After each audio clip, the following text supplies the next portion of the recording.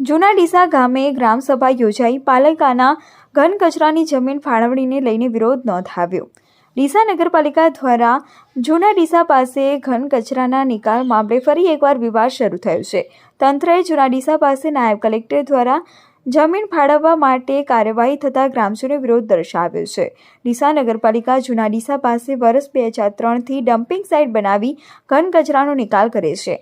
અહીં ડીસા શહેરનો તમામ કચરો લાવીને ઠાલવવામાં આવે છે, પરંતુ ઘન કચરાની ડમ્પિંગ સાઇટને લઈને આજુબાજુમાં રોગચાળો ફેલાતો હોવાથી જૂના ડીસાના લોકોએ આ મામલે ગુજરાત હાઈકોર્ટ અને નેશનલ ગ્રીન ટ્રિબ્યુનલ દિલ્હીમાં ફરિયાદ કરી હતી, જેમાં નેશનલ ગ્રીન ટ્રિબ્યુનલે જાન્યુઆરી 2024માં ઘન કચરાની જગ્યા માત્ર 2 મહિનામાં ખાલી કરી અન્ય જગ્યાએ આ ઘન કચરા સાઇટને સ્થળાંતર કરવા હુકમ કર્યો છે, જેના માટે ડીસા નાયબ કલેક્ટરને હવે કચરાના નિકાલ માટે નવીન જગ્યા શોધવાનું શરૂ કર્યું છે।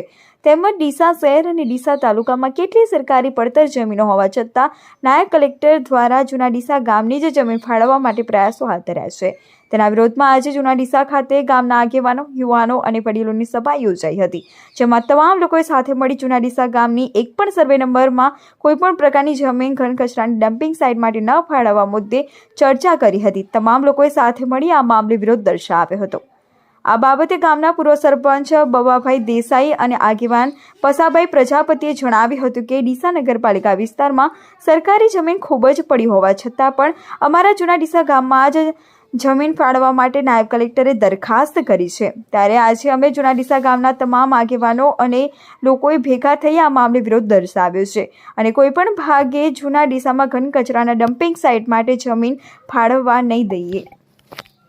આજે જૂના ડીસા ખાતે ગામ સભા રાખવામાં આવેલી હતી અને જે જૂના ડીસા ગામમાં ગ્રીન ટ્રિબ્યુનલમાં કેસ જીતી અને ઘન કચરો ખાલી કરવાનું ઓર્ડર લાવ્યા હતા અને નિમિત્તે એ ગામજનોએ તેની મીટિંગ કરવામાં આવી હતી, ગામ સભા ભરવામાં આવી હતી અને આ ગામ સભાની અંદર આ જૂના ડીસા ગામના કોઈપણ સર્વે નંબરની અંદર બીજું કોઈ પણ ઘન કચરો ન પ્રવેશ થાય એ મુદ્દે ગામ સભા કરવામાં આવી હતી। આજ રોજ જૂના ડીસા મુકામે જૂના ડીસાની ગામ સભા રાખેલી, ગામના તમામ કુમના આગેવાનો ઉપસ્થિત રહેલા અને એ મિટિંગમાં મેન મુદ્દો ઘન કચરાનો જે છે એ માટે થયેલી।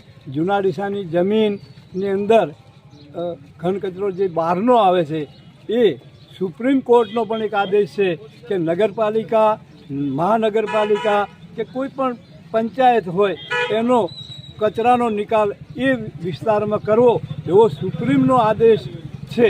તે છતાં પણ ડીસા નગરપાલિકાનો કચરો જૂના ડીસામાં ઠાલવવામાં આવે છે અને એ કચરાને અમે આગળ કેસ લડી અને ટૂંક સમયમાં એને ખાલી કરવાનો એવો આદેશ પણ થયેલો છે।